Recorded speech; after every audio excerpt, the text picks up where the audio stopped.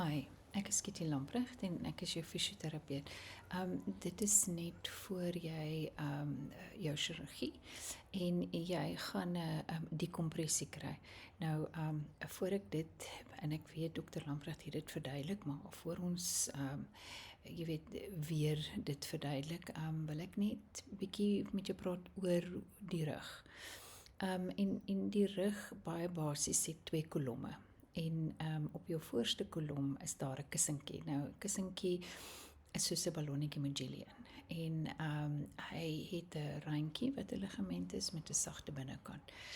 En beweging vind so plaas maar hy is ook 'n skoekabsorbeerdertjie. Nou goed wat ons doen, stoot die druk in die kussentjie op en dan begin hy seer kry. Nou wat eintlik gebeur is dat daai jelly begin dehidreer.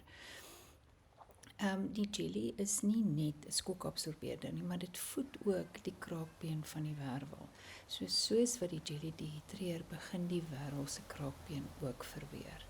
Dan aan die agterkant het ons klein fasetgewriggies. Nou fasetgewrigte is soos enige ander gewrig in die liggaam en dit is baie belangrik om te verstaan dat gewrigte het byvoorbeeld nie sirkulasie nie, maar alle gewrigte het 'n klein kapseltjie om en dan is daar 'n vloeistof aan die binnekant.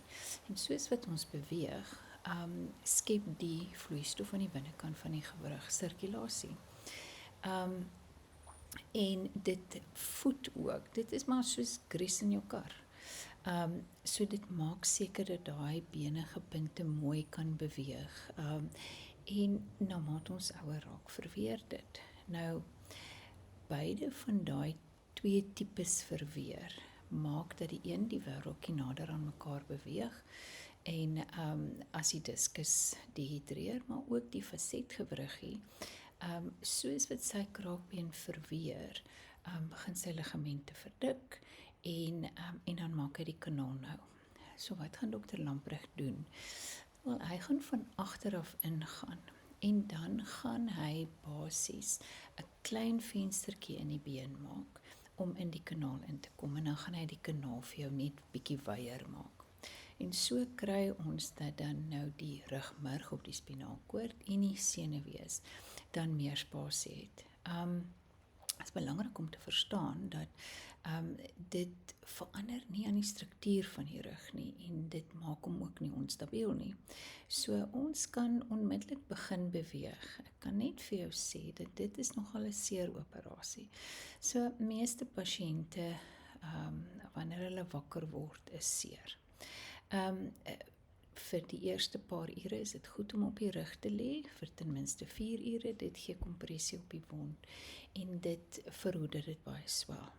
Die ander belangrike ding is ons wil nie strekking op die wond plaas nie. So dit beteken maar net, dat as jy in die bed lê, dan moet jy nie begin, strek vir goed op jou kassie nie.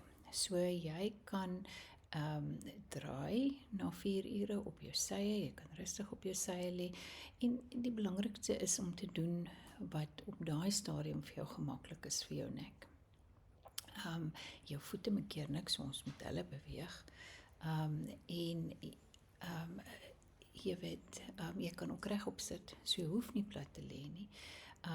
Meeste pasiënte, wanneer hulle wakker word, die oomblik as hulle meer nar is nie en hulle kan eet, so jy kan lekker regop sit as jy wil eet. Ek sien jou die volgende dag en dan begin ons lekker op te stap en dan sal ek vir jou ook geleidelik bietjie oefeninge gee om seker te maak dat ons mooi aan die gang kom.